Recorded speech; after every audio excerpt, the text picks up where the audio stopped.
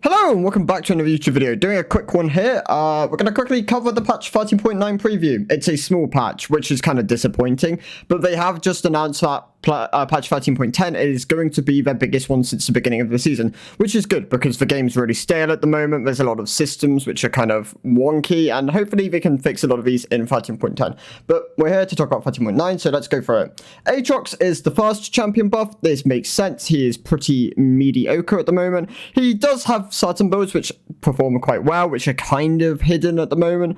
Ravenous, of course, still being his strongest first item. You can use this and pivot into a lot of other good core options, but as Drink is pretty weak at the moment, you're still mainly tied to your either Eclipse or your Ice Spawn. You can also try the Triforce Hullbreaker build. This is something which is rising up in popularity, but overall, it's good to see him getting buffed. He's a relatively exciting champion, lots of people play him, and he's got a bit of room to grow. Volibear, this has been one which has been anticipated for a while. Volibear has been relatively weak in both the jungle and the top since the changes to the mythic items.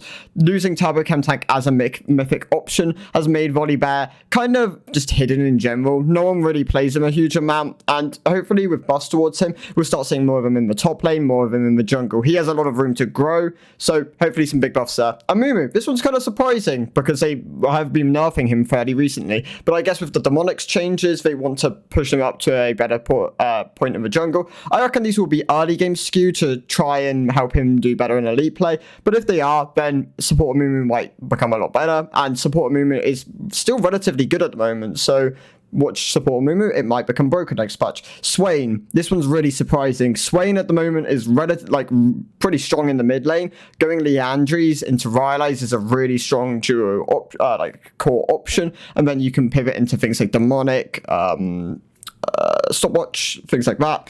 It makes him really strong as a champion, but I guess they want to push him higher up in the support tier list because right now, just in the support chain in general, because he's not performing too great there. He sits around a 50% win rate, but as it's a fairly niche player base, it has room to grow. Overall, got to be careful with Swain mid, so I imagine these will be more tailored towards Swain support, or maybe some sort of adjustments in general. Trundle, this one doesn't surprise me. Trundle's really weak in the top lane at the moment. He's also relatively weak in the jungle. Well, I imagine what they'll plan to do here is just give him some very minor buffs.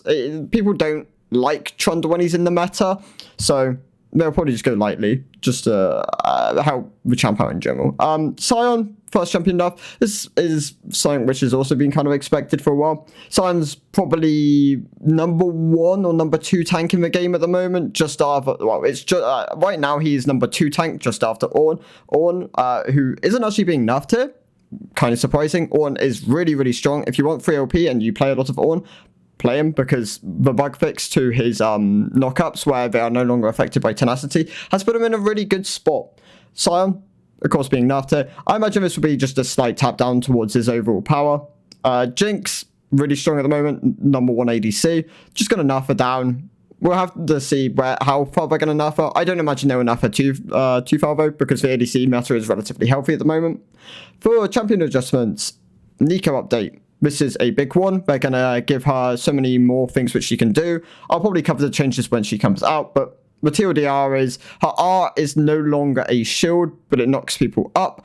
There's a bit more damage within her kit and a bit more towards her ratios, and her overall passive with being able to change into different champions has been buffed, so she can change into objects and honey through minions, stuff like this. So that's all really cool. We'll have to see how that plays out.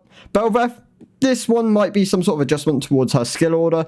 Q and Emax both work at the moment. I think Emax is slightly stronger, so maybe they'll push her more towards Qmax. Bellef is relatively good at the moment, one of the top tier junglers within solo queue. So maybe a slight nerf or power neutral.